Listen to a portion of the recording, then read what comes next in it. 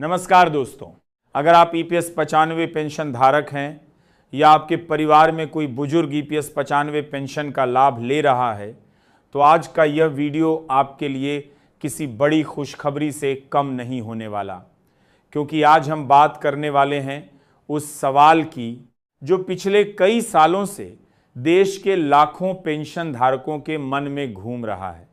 आखिर ईपीएस 95 की पेंशन कब बढ़ेगी? क्या सरकार अब कोई बड़ा फैसला लेने वाली है? और सबसे महत्वपूर्ण बात, अगर पेंशन बढ़ती है तो क्या आपका नाम उस सूची में होगा या नहीं? यह आप कैसे चेक कर सकते हैं? आज इस वीडियो में हम आपको पूरी जानकारी विस्तार से बताने वाले हैं, इसीलिए वीडियो को अंत तक जरूर देखिए।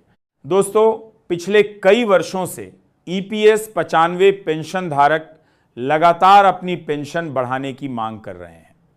देश भर में लाखों ऐसे बुजुर्ग हैं जिन्होंने अपनी पूरी जिंदगी नौकरी में लगा दी, फैक्ट्रियों में काम किया, कंपनियों में सेवा दी, अपने परिवार का पालन पोषण किया और रिटायरमेंट के बाद ये उम्मीद की कि उन्हें सम्मानजनक पेंशन मिलेगी। लेकिन आज भी लाखों लोगों को केवल 1000 रुपये मासिक पेंशन मिल रही है।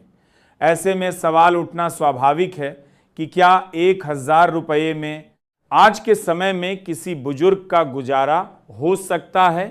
महंगाई लगातार बढ़ रही है, दवाइयों के खर्च बढ़ रहे हैं, बिजली, पानी, राशन और रोजमर्रा की ज़रूरतों की कीमतें पहले से कई गुना बढ़ चुकी हैं।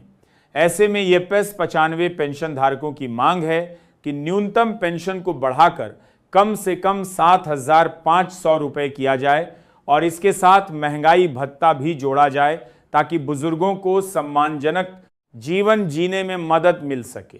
दोस्तों, पिछले कुछ समय से सोशल मीडिया पर कई तरह की खबरें वायरल हो रही हैं।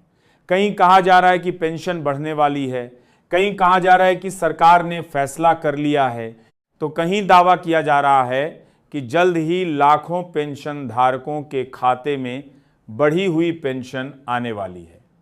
लेकिन सच्चाई क्या है, यही जानना सबसे जरूरी है। देखिए, वर्तमान समय में पेंशन वृद्धि को लेकर चर्चाएं जरूर चल रही हैं। पेंशन धारकों के संगठन लगातार सरकार तक अपनी बात पहुंचा रहे हैं।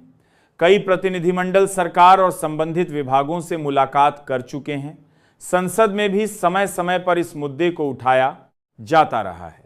यही कारण है कि अब लाखों पेंशन धारकों को उम्मीद है कि सरकार इस विषय पर कोई बड़ा निर्णय ले सकती है। लेकिन दोस्तों, यहां आपको एक बात बहुत स्पष्ट रूप से समझनी होगी।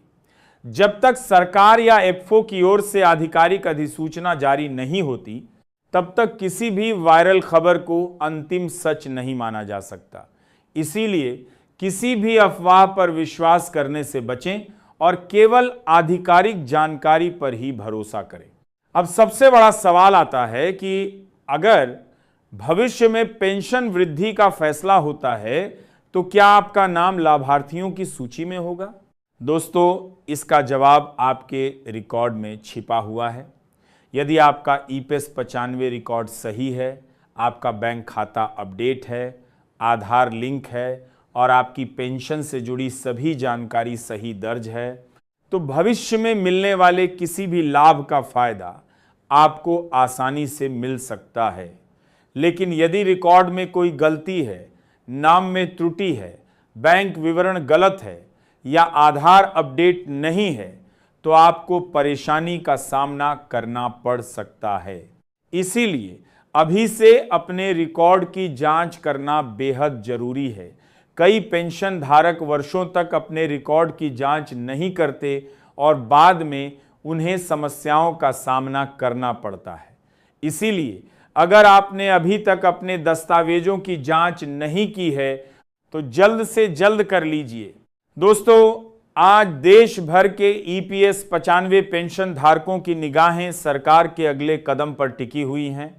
लाखों परिवारों को उम्मीद है कि जल्द ही ऐसा फैसला आएगा जो उनकी आर्थिक स्थिति को मजबूत करेगा, क्योंकि पेंशन केवल एक राशि नहीं होती बल्कि बुजुर्गों के जीवन का सहारा होती है। जब किसी व्यक्ति की नौकरी खत्म हो जाती है तब वही पेंशन उसकी सबसे बड़ी ताकत बनती है। यही कारण है कि पेंशन वृद्धि की मांग लगातार जोर पकड़ रही है।